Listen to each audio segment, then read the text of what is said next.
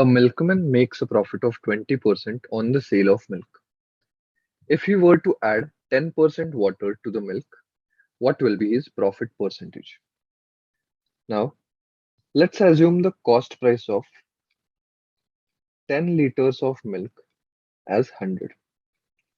Now, the milkman is getting 20% profit. Therefore, the selling price of 10 liter comes out to be 120. Now, we are adding 10% water to it. We already have 10-liter milk, 10% water, that means plus 1 liter of water. Okay. Now, it is not adding anything to the cost price. So therefore, cost price remains the same, that is 100. But that extra 1 liter of water gets sold for the selling price of 1 liter.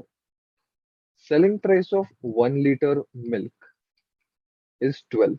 So that extra 1 liter of water gets sold for rupees 12, and hence the total selling price we can say is now 132.